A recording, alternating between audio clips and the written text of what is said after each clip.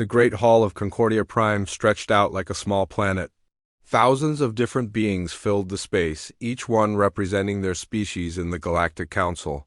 Some floated in bubbles of water. Others stood on crystal legs that sparkled with inner light. A few existed as pure energy contained in metal boxes that hummed with power. Sarah Chun sat in the human section. Her chair was small and plain compared to the huge structures around her. The Zephyrians next to her lived in towers of glowing crystal that reached toward the ceiling. On her other side, the aquatic collective floated in massive tanks of blue-green water. Their tentacles moved slowly as they communicated through color changes on their skin. Sarah looked down at the papers in her hands. Real paper, made from trees back on Earth. Most beings here used floating screens of light or directly connected their minds to information networks. But humans still like to touch things, to feel the weight of words on paper. The council chairman stood at the center of it all. Vexthura was not really standing, since energy beings did not have legs. The being existed inside a pyramid of black metal, with lights that pulsed in patterns too fast for human eyes to follow. When Vexthura spoke, the words came from speakers built into the pyramid. "The vote has been counted," Vexthura announced. The universal translator made the words clear in every language at once. 847 species vote yes. 12 species choose not to vote. 1 species votes no. Sarah knew that single no vote came from humanity. They had been the only ones to oppose their own removal from the council. "The motion passes," Vexthura continued. "Humanity's membership in the Galactic Council is ended. This decision takes effect now." The hall filled with sounds of approval. The Zephyrian's crystals chimed like bells. The aquatic collective's tentacles waved in rhythmic patterns. Energy beings pulsed brighter for a moment. Even species that Sarah had thought were friendly to humans seemed relieved. Vexthura. Lights flashed as the chairman read from the official document. "The reasons for this action are as follows. First, humans show excessive individualism that disrupts group harmony. Second, human behavior cannot be predicted or controlled. Third, humans refuse to follow established galactic customs and laws." Sarah listened without changing her expression. She had heard these complaints many times before. Humans asked too many questions. They wanted to change things that had worked fine for thousands of years. They could not simply accept the way things were. Fourth, Vexthura went on, humans create unnecessary complications in simple matters. Fifth, the human tendency to interfere in the affairs of other species threatens galactic stability. The last accusation stung a little. Sarah remembered the incident 6 months ago when human engineers had helped repair a Cloran seed ship that was dying in space. The Clorans had been grateful, but other species complained that humans had acted without getting permission from the council first. There had been forms to fill out, committees to consult, proper procedures to follow. The humans had ignored all of that and simply saved lives. "The council has spoken," Vexthura declared. "Ambassador Chun, you have 1 standard hour to leave this station. All human citizens must depart council space within 72 standard hours." Sarah stood up slowly. The movement felt strange in the artificial gravity that kept thousands of different species comfortable. She gathered her papers, stacking them neatly. Around her, other beings watched with what might have been curiosity. Most had never seen a human up close before. She looked around the Great Hall one last time. Humanity had been part of this council for only 300 years, which was very short by galactic standards. Some species had been here for over 10,000 years. To them, humans were still newcomers who had overstayed their welcome. Sarah walked to the speaker's platform in the center of the hall. Her footsteps echoed in the sudden quiet. Even species that communicated through electromagnetic fields seemed to pause and pay attention. "We understand," she said simply. Her voice carried clearly through the translation system. "Humanity will comply with the decision of the council." That was all. No angry speech about unfairness, no threats of revenge, no dramatic promises that the council would regret this choice. Sarah had been a diplomat long enough to know that Such words would only prove the Council's point about human unpredictability. She nodded once to the assembly, then turned and walked toward the exit. Her shoes clicked against the metal floor as she crossed the vast space. Behind her, thousands of beings watched in silence. Perhaps some expected her to turn around, to make one final plea or argument. But Sarah kept walking, the great doors of the council hall sealed behind her with a sound like distant thunder. Sarah found herself in the corridor outside, alone except for the security drones that hummed quietly in the air nearby. They would make sure she left the station on time. Sarah pulled out her communication device and sent a message to Earth, 3 words, pack and go. Within minutes, similar messages went out to every human colony, research station, and trading post in council space. The network that humans had built over 3 centuries began the process of shutting down. At the mining station on Kepler 7, human engineers stopped their work on improving the efficiency of the extraction systems. They had been increasing output by 30% using new techniques, but that project would remain unfinished. On the water world of Aquatica Prime, human doctors closed their clinic where they had been treating diseases that affected multiple species. Their research on cross-species medicine would have to continue elsewhere. The human-run maintenance crews at 17 different space stations received their recall orders. They began packing tools that other species considered primitive, but which somehow always seemed to fix problems that advanced technology could not solve. In the Zephyrian Crystal Gardens, human botanists stopped their work on hybrid plants that could grow in both soil and crystal matrix. The project had been creating beautiful new forms of life, but it would end now. On trading vessels throughout the galaxy, human merchants began closing deals and preparing for departure. They had been known for their unusual willingness to trade with any species, regardless of politics or past conflicts. That era was ending. Back on Concordia Prime, Sarah walked through corridors that she had traveled thousands of times. Human staff members in various departments were already packing their belongings. Word traveled fast in the space station, and everyone knew what the vote meant. Dr. James Morrison, the human medical officer, passed Sarah in the hallway. He carried a box of instruments and research notes. "Think we'll be back someday?" he asked. Sarah considered the question. "Maybe, but not as members of the council. If we return, it will be as something else." "What do you mean?" "The galaxy has decided it wants to see what life is like without humans around to complicate things. We should respect that choice and let them find out." In the human quarters, families packed belongings that had accumulated over generations. Children who had been born on Concordia Prime prepared to leave the only home they had ever known. But there were no tears, no angry protests. Humans had learned long ago to adapt to changing circumstances. The last human transport ship left Concordia Prime exactly 71 hours and 15 minutes after the vote. It carried 3,000 people who had made the station their home. As the ship pulled away, Sarah looked out a window at the massive structure growing smaller in the distance. Other ships were leaving from stations and colonies throughout council space. The exodus was quiet and orderly. No human vessel requested delays or special treatment. They simply followed their orders and departed. Within a week, the migration was complete. For the first time in 3 centuries, no humans lived or worked in council space. The galaxy had gotten what it voted for. In the Great Hall of Concordia Prime, the council continued its business. The meetings seemed more orderly now. Discussions followed proper procedures. Decisions were made through established channels, and in the depths of space, human ships disappeared into the darkness beyond the galactic rim, heading home to their small corner of the universe.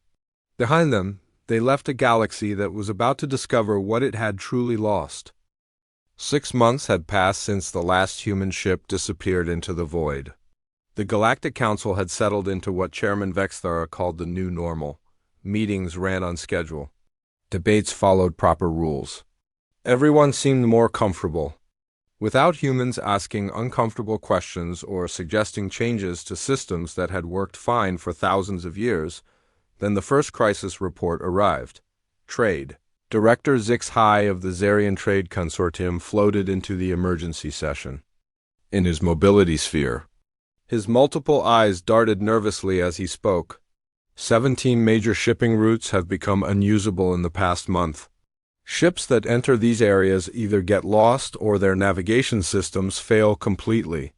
The consortium had mapped these trade routes over 10,000 years ago. They connected hundreds of worlds across 3 spiral arms of the galaxy. Trillions of beings depended on the goods that flowed through these invisible highways in space. Impossible, declared Kristarch Velshin of the Zephyrians. Her crystal body rang like a bell when she was upset. These routes have never failed before. Our own crystal ships use them regularly. That is the problem, HFY replied. Even your ships are reporting problems. Yesterday, a Zephyrian cargo vessel spent 6 days trying to find the Altair Junction. The navigation beacon was giving coordinates that led to empty space. Council Chairman Vexthara S. Pyramid pulsed with thinking lights. Send investigation teams immediately. Find out what is wrong with these beacons. The investigation teams returned 3 weeks later with disturbing news. The beacons were working perfectly. The fusion reactors that powered them hummed with energy. The quantum transmitters sent clear signals across space.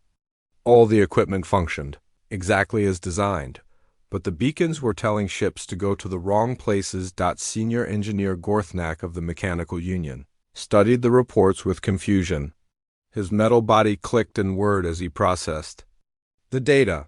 The navigation systems are receiving repair updates that make no sense. Someone has been changing the programming for decades. Who has access to these systems? Asked Vexthara. According to the maintenance logs, repair crews have. Been working on these beacons for over 200 years. They improved efficiency, added backup systems, upgraded the software. The work was so good that we never questioned it. Gorthnak paused, his optical sensors focusing on the data display. The maintenance records show the crews were human. Silence fell over the council hall. The kind of deep quiet that comes when everyone realizes they have made a terrible mistake. Humans were maintaining our navigation systems? The question came from Aquark Prime, speaking for the aquatic collective. Her tentacles had turned pale blue, which meant shock in her species. Not just navigation, Gorthnak continued reading. Humans have been working on power stations, communication relays, atmospheric processors, gravity generators, and life support systems throughout council space. The records go back 3 centuries. The investigation expanded quickly. Teams of experts rushed to check vital systems across the galaxy. What they found made the navigation crisis look small on Kepler 7. The mining operation that had been producing rare metals for 200 years suddenly stopped working. The extractors that pulled precious elements from deep underground had been running at incredible efficiency. Now they could barely function. The mining supervisor, a being called Rockrush, whose species was literally made of stone, examined the equipment with growing alarm. These machines should not work this well. The design is 3,000 years old. Someone has been upgrading them constantly. Deep in the machinery, investigators found human modifications everywhere. New computer chips that processed data faster. Improved cooling systems that prevented overheating. Better filters that extracted purer metals. The humans had turned ancient mining equipment into the most advanced extractors in the galaxy. They never asked for payment, Rockrush noted. They never even told us they were making improvements. They just did the work and left everything better than they found it. The same pattern appeared everywhere investigators looked. On the water world of Aquatica Prime, the ocean purification systems that kept billions of aquatic beings alive had been quietly upgraded by human engineers. The improvements were so subtle that no one had noticed them happening. The purification plants could now clean water 50% faster and remove toxins that the original designers had never imagined. Without constant human maintenance, the systems began to slow down and lose efficiency. Worst discoveries came from the Zephyrian crystal gardens. The beautiful formations that served as both art and computational networks had been slowly dying for millennia. Crystal rot was a natural process that all Zephyrians accepted as part of life, but human botanists had developed treatments that stopped the rot completely. They had been secretly applying these treatments for decades, never mentioning their work to the crystal beings they were helping. Now the treatments were wearing off. Ancient crystals that had been saved by human care began to crumble into dust. Some of these formations held the memories and knowledge of entire Zephyrian families going back thousands of years. The aquatic collective faced an even stranger problem.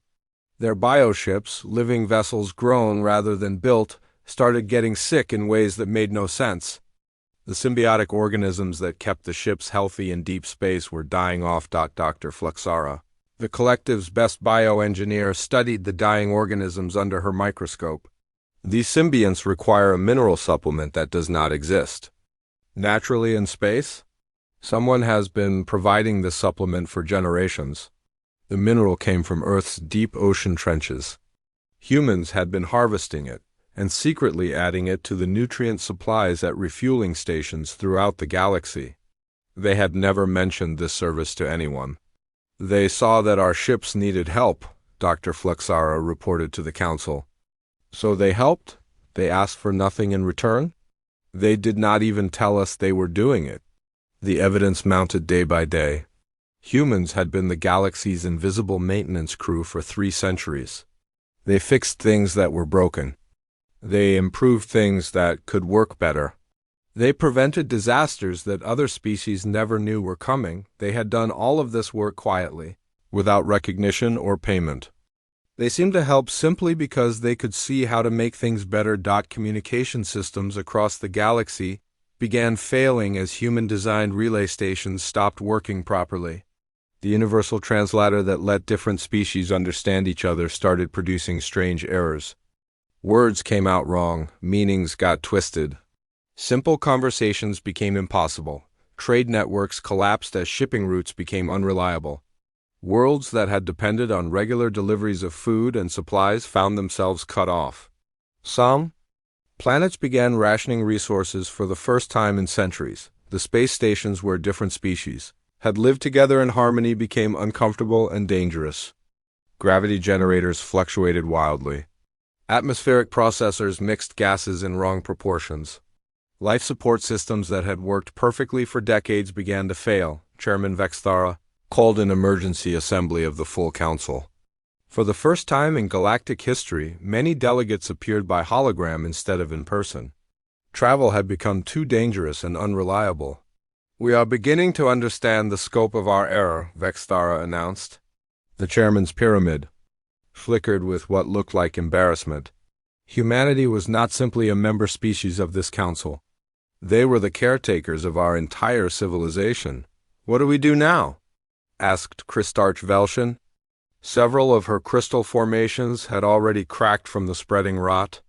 "We attempt to repair what we can with our own engineers," Vexthara replied.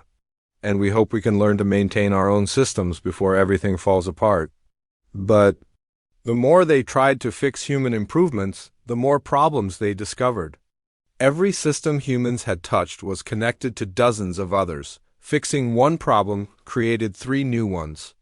The humans had built an invisible web of interdependent improvements that held the entire galaxy together. That web was breaking. 1 strand at a time. In the depths of space, automated monitoring stations that humans had left behind continued their work.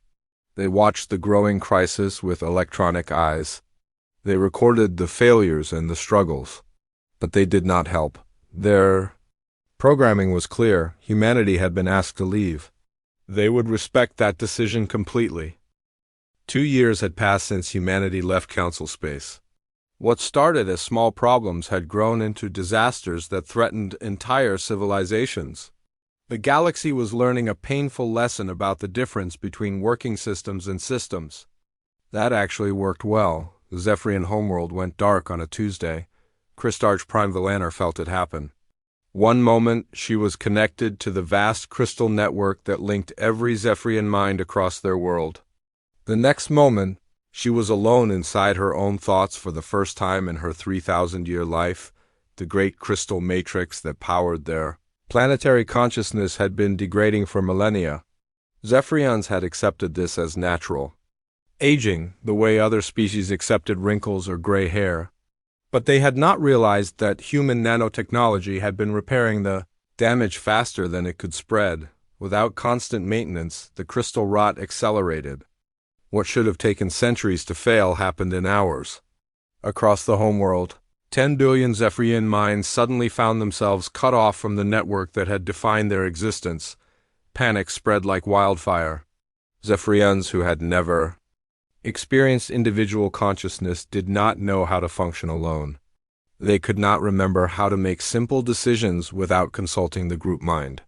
Many simply stood motionless, waiting for instructions that would never come. The disaster grew worse when the planetary defense grid failed. The same crystal network that connected Zephyrian minds also controlled their weapons and shields.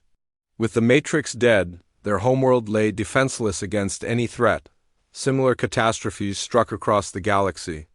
The Aquatic Collective lost 17 colony ships in a single week when their biohulls dissolved in deep space. The living vessels that had served them for millennia were dying faster than they could be replaced. Dr. Flexara watched helplessly as another ship crumbled into biological soup. The symbiotic organisms are all dead, she reported to what remained of the council. Without the mineral supplements that humans provided, our ships cannot survive long journeys. The collective's remaining vessels began emergency hibernation protocols. Their crews went into deep sleep, hoping to survive until someone found a solution. Entire colonies were cut off as the bioships that connected them to the rest of the galaxy fell apart. Trade routes that had carried goods for thousands of years became death traps. Navigation beacons gave wrong directions or simply stopped working. Ships that had never been lost before vanished into empty space. The great trade networks that bound the galaxy together fragmented into isolated islands of civilization. The Zarian Trade Consortium tried to maintain their shipping schedules, but it became impossible. Director Zixhai stood before an empty trading floor where billions of transactions had once taken place every day. "We have lost contact with 47 worlds in the past month," he announced to his staff. "Ships sent to find them have not returned. The backup navigation systems are failing faster than we can repair them." The economic collapse spread like a plague. Worlds that had specialized in producing one type of good found themselves cut off from their markets. Industrial planets ran out of raw materials.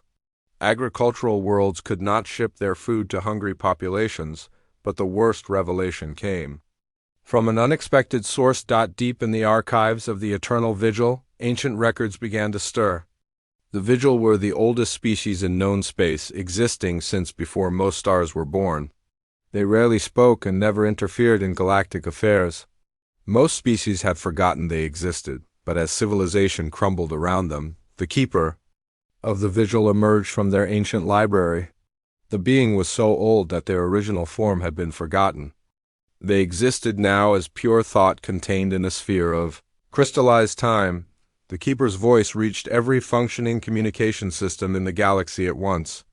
It was a sound like planets grinding together, ancient beyond measure. "You have made the same mistake that others made before you," the keeper announced. "You have cast out your shepherds." Emergency sessions were called on every world that could still communicate. The keeper's message was studied and analyzed by the best minds in the galaxy.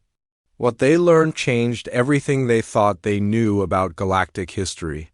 Throughout time, certain species have emerged with the drive to maintain what others build, the keeper explained. They work without reward, asking nothing but the chance to improve what they find. We call them shepherds, for they tend the flock of civilization. The ancient records spoke of other shepherd species throughout history. The Altarians had maintained galactic infrastructure for 2 millennia before evolving beyond physical form. The Vorthan had served for 3,000 years before mysteriously vanishing into dark space. Each shepherd species had eventually moved on, leaving the galaxy to find new caretakers. "The pattern is always the same," the keeper continued. "Shepherds work in silence, noticed only when they are gone. They repair what is broken, improve what could be better, and prevent disasters that others never see coming. But what happens when they leave? Asked Chairman Vextara, broadcasting from the failing Concordia Prime station. The galaxy decays, the keeper replied simply. Systems that were maintained begin to fail. Improvements are lost. Infrastructure crumbles. Civilizations that depended on shepherd care must learn to survive alone. The historical records painted a grim picture.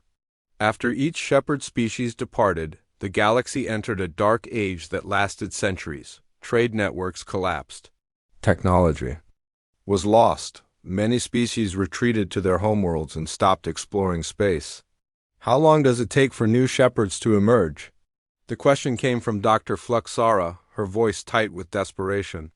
50 to 100 standard years, the keeper answered. If you are fortunate, sometimes longer, sometimes never. The full scope of the disaster became clear as investigators studied the ancient records. Humanity had not just been maintaining galactic infrastructure. They had been the latest in a line of caretaker species that stretched back millions of years, but humanity was different from previous shepherds in troubling ways. They had served for only 500 years, far shorter than any previous caretaker species. They were also the most efficient shepherds in recorded history, maintaining more systems with fewer people than anyone before them. The Altarians needed millions of workers to maintain what humans did with thousands, reported historian Geftal after studying the ancient files. The Vorthan built vast automated systems to handle their duties. Humans simply fixed things themselves. This efficiency had hidden the true extent of humanity's work. Other species had not realized how much humans were doing because they did it so quietly and effectively. A job that should have required massive teams was handled by a few human engineers working in their spare time. The galaxy had voted to remove what they saw as a disruptive minor species. In reality, they had expelled the most capable caretakers. In galactic history, desperate attempts to contact humanity began immediately. Diplomatic missions raced toward human space, carrying messages of apology and pleas for help. But they returned with the same response every time. Automated defense stations at the edge of human territory politely turned away all visitors. The message was always identical. Humanity thanks the galaxy for its decision and wishes all species well in their future endeavors. We respect the Council's choice and will not interfere with galactic affairs. No amount of pleading or explanation could get past the automated systems. Humanity had taken the Council's rejection completely seriously. They would not return unless officially invited, but the Council no longer had the authority to extend such an invitation. Concordia Prime was failing like everything else. The great station that had housed galactic government for thousands of years could barely keep its lights on. Life support systems failed daily. Gravity generators created random fields of weightlessness. The universal translator produced gibberish more often than actual words. Delegates who had lived on the station for centuries were forced to evacuate to their homeworlds. Chairman Vextara made one final attempt at communication. The energy being pushed the last power from the station's failing transmitters into a single message directed toward human space. We understand our error, the message began. We cast out the caretakers of our civilization without realizing what we were losing. Name your terms for return. We will agree to anything. The response came 3 days later from an automated beacon at the edge of human territory. It was brief and final. Humanity bears no ill will toward the galactic community. We wish you well in finding your own path forward. The galaxy was on its own. 5 years had passed since humanity left the galaxy to find its own way. What remained of galactic civilization hung by threads that grew thinner each day. The great networks that had connected thousands of worlds for millennia had become memories, told by the elderly to children who would never see such wonders. Concordia Prime. The mighty station that had housed the Galactic Council for 10,000 years was dying a slow death in space. The artificial gravity that had once kept thousands of species comfortable now created pockets of chaos where beings floated helplessly or were crushed against bulkheads. Former Chairman Vexthara flickered weakly inside. The energy containment? Pyramid. The being's light pulsed irregularly as power systems failed throughout the station. "We are calling an emergency session," Vexthara announced to the few delegates who remained. "Though I fear it may be our last." Only 37 species still had representatives on the station. The rest had fled to their homeworlds as life support systems became unreliable. The great hall that had once held delegates from nearly 1,000 species now felt empty and cold. The universal translator that had made galactic communication possible for eons struggled to process even simple words. Conversations became games of guessing as meaning was lost in translation errors. Species that had worked together for centuries suddenly found themselves unable to understand each other. "The quantum processors that run the translation matrix are failing," reported Senior Technician Morghad of the Digital Collective, his robotic form sparked with damaged circuits. "The original designers never documented how the system actually works. Someone rebuilt it from the inside using principles we do not understand." The investigation team had found human fingerprints all over the translator's core systems. The quantum protocols that allowed millions of languages to be processed simultaneously had been completely rewritten by human linguists. The new system was elegant and efficient, but no one else knew how to maintain it. "They improved everything they touched," Morghat continued, "but they never left instruction manuals. They assumed they would always be here to keep things running." The same problem appeared everywhere investigators looked. Human improvements were so advanced that other species could not figure out how they worked. Attempting to repair human modifications often made problems worse. The Zephyrian homeworld remained dark and silent. 10 billion crystal beings lived in isolation, each mind trapped in its own thoughts. Some had learned to function as individuals, but many had simply shut down. Their cities stood empty as inhabitants waited for a group consciousness that would never return. Christarch Prime Villaner had become one of the few Zephyrians who could still function alone. She walked through empty crystal halls where billions of voices had once sung in harmony. Now there was only silence and the soft cracking sound of rot spreading through ancient formations. "We are dying as a species," she reported in one of her rare communications with the outside galaxy. "Our young cannot develop properly without the network connection. They remain as crystal fragments, never growing into full consciousness." The Zephyrian population was already declining as newborns failed to achieve sentience. Within a generation, one of the galaxy's oldest civilizations would become extinct. The aquatic collective faced similar extinction. Their remaining bioships had gone into deep hibernation, but even that was failing. Without the symbiotic organisms that humans had secretly maintained, the living vessels were slowly dissolving into biological waste. Dr. Fluxara floated alone in her laboratory, one of the few collective members still awake. Around her, glass tanks held the last samples of the dying symbionts. She had spent years trying to understand what the humans had done to keep them alive. "They modified the cellular structure at the genetic level," she spoke into her recording device. "But they did it so carefully that it looks like natural evolution? I cannot tell where nature ends and human intervention begins."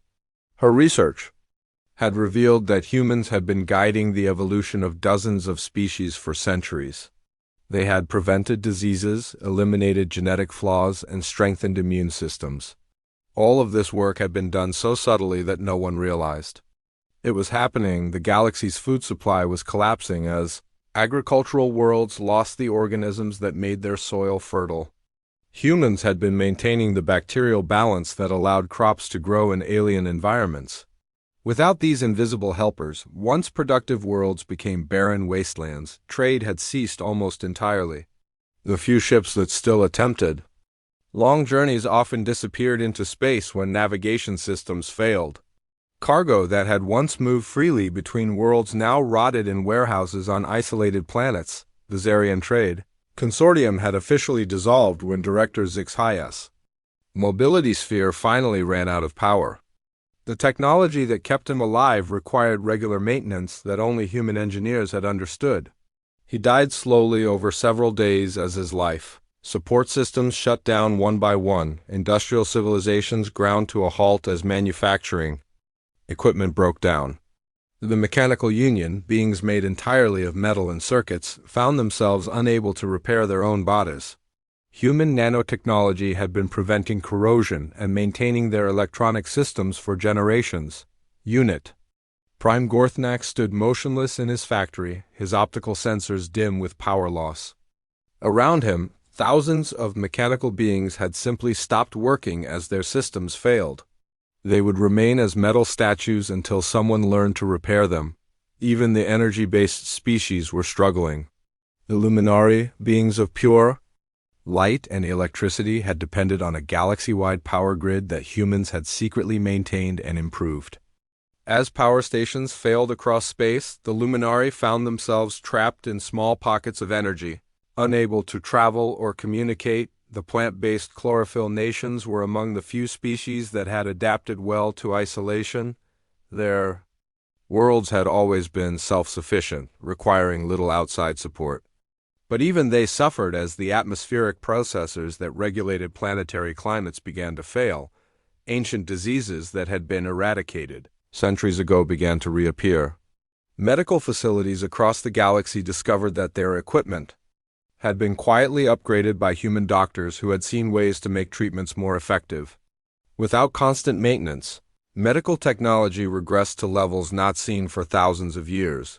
The digital collective tried desperately to preserve what knowledge remained in their vast computer networks. But even their data storage systems had been improved by human programmers.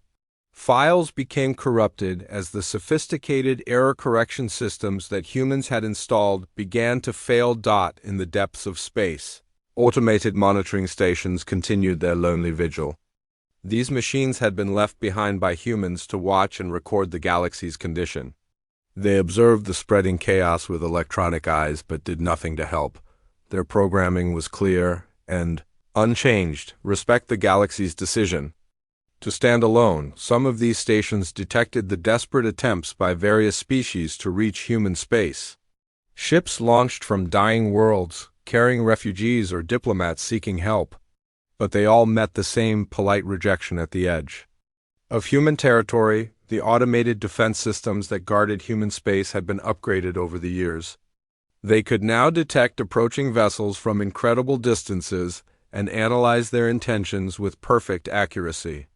But their response never changed. Humanity respects the Council's decision and will not interfere with galactic affairs. Few desperate species attempted to force their way past the automated defenses. Their ships were disabled by weapons that seemed almost gentle in their precision.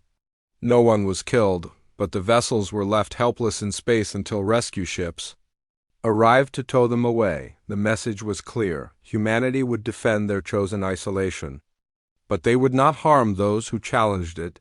As the 5th anniversary of humanity's departure approached, the galaxy had become a collection of dying worlds connected by nothing but fading memories of better times. Species that had explored the stars for millennia were reduced to struggling for survival on their homeworlds. The great dream of galactic civilization was ending not with war or conquest, but with simple neglect. Systems that had worked perfectly for thousands of years were falling apart because no one remembered that they needed care. In the growing silence between the stars, the galaxy was learning what it truly meant to be alone. 20 years had passed since humanity quietly left the galaxy to find its own path. The great spiral arms of space that had once buzzed with trade and communication now held only scattered islands of civilization, each struggling to survive. In isolation, the galaxy had learned to live with silence. Dr. Keth Moran floated in his research pod above the ruins of what had once been the Zarian trade hub. The aging scientist belonged to a species called the Observers, beings who existed mainly to study and record events. His multiple eyes could see across many spectrums of light, perfect for examining the wreckage of fallen civilizations. For the past decade, Keth Moran had been working on a project that would become the most important historical document of his time. He called it the Shepherd Hypothesis: How Humanity Held the Galaxy Together. The work filled thousands of data crystals with evidence of humanity's invisible contributions to galactic civilization. They were not conquerors, Tethmaran dictated to his recording system. They were not rulers or leaders in any traditional sense. They were fixers. When they saw something that was broken or could work better, they fixed it. They asked for nothing in return except the satisfaction of solving problems. His research had taken him to hundreds of dead worlds and empty space stations. Everywhere he looked, he found evidence of human work, improvements that had kept civilizations running, repairs that had prevented disasters, innovations that had made life better for billions of beings who never knew they were being helped. The abandoned mining facilities on Kepler-7 still showed traces of human modifications. Equipment that should have worn out centuries ago had been carefully maintained and upgraded. Production records showed that the mines had operated at impossible efficiency levels for the 200 years that humans worked there. They saw inefficiency as a problem to be solved, Kethmaran noted. Where other species accepted that old equipment would eventually break down, humans saw machines that could be improved. They could not leave things alone if they knew how to make them better. On the dead water world of Aquatica Prime, he found the remains of atmospheric processors that had kept the planet habitable for millions of aquatic beings. The machines were far more advanced than their original specifications, rebuilt from the inside by human engineers who had seen ways to make them work more effectively. The aquatic collective had evacuated their homeworld 5 years earlier when the processes finally failed beyond repair. The planet's atmosphere had slowly turned toxic, forcing the survivors to find new homes in the few remaining bioships that still functioned. Tethmaran's work revealed the true scope of humanity's invisible network. They had been maintaining over 60% of the galaxy's infrastructure without anyone realizing it. Power grids, communication arrays, life support systems, medical equipment, transportation networks, food production facilities, all had been quietly improved and maintained by human hands. Their psychology was unique among known species, he wrote in his conclusion. Most intelligent beings help others when they expect something in return: payment, recognition, political advantage, or social status. Humans helped because they could see how to help. The reward was in the solving of the problem itself. This trait had made them perfect shepherds for galactic civilization. They had treated the entire galaxy as their community, caring for its infrastructure the way they would maintain their own homes. The work had been so natural to them that they barely considered it worth mentioning. The galaxy had interpreted this behavior as interference or disruption, what humans saw as helpful improvements other species saw as unauthorized changes to established systems. The very qualities that made humans excellent caretakers had been viewed as dangerous. Unpredictability. Other species had learned to survive in the new reality with varying degrees of success. The Mechanical Union had developed crude repair protocols that kept their members functional, though many remained motionless in their factories. They had become scavengers of their own technology, using parts from the dead to keep the living operational. The plant-based chlorophyll nations had thrived in isolation. Their worlds had always been self-sufficient ecosystems that required little outside support. With the collapse of galactic trade, they had expanded their territories to fill empty systems. Abandoned by other species, the digital collective had managed to preserve most of their knowledge. By retreating into virtual reality, worlds stored in heavily shielded computer cores. They lived now as pure information, maintaining their culture in electronic form, while their physical bodies slowly wore out. But many species had not adapted well to the new reality. The Zephyrians had lost nearly half their population as crystal. Beings unable to function without their network connection simply stopped existing. Their great cities stood empty, slowly crumbling as crystal rot spread unchecked through ancient structures. The energy-based Luminari had been forced to retreat to a handful of star systems rich in natural radiation. Most of their kind had faded away as the power grid that sustained them across the galaxy went dark. They existed now as pale shadows of their former brilliance. The aquatic collective's remaining bioships continued their slow decay in the depths of space. A few had found ways to extend their lives by entering deeper hibernation, but it was only delaying the inevitable. The species that had once swum between the stars was slowly going extinct. On the 20th anniversary of humanity's departure, the keeper of the eternal vigil made another rare communication to what remained of galactic civilization. The ancient being's message reached every functioning receiver across the galaxy. "The pattern continues as it has for millions of years," the keeper announced in a voice like grinding stone. "A galaxy rejects its shepherds and must learn to stand alone. Some species adapt and grow stronger, others fade away. This is the natural cycle of civilizations." The keeper's words carried across empty space to struggling colonies and dying worlds. "You have approximately 30 to 80 years remaining before new shepherds emerge naturally. Whether your species survive to meet them depends on your ability to care for yourselves."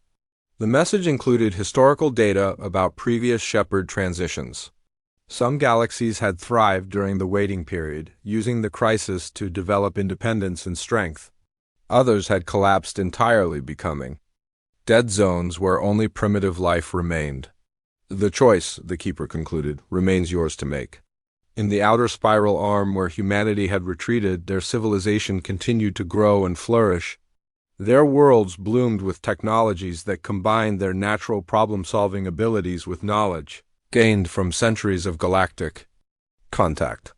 They had taken the best lessons from thousands of species and used them to create something new. Human exploration ships occasionally appeared at the edges of various systems. They never approached inhabited worlds or made contact with other species. They simply observed, ensuring that the galaxy's struggling civilizations survived their period of independence. These watchers maintained a careful distance, following automated protocols that had been established the day humanity left council space. They would not interfere unless specifically asked for help through proper diplomatic channels.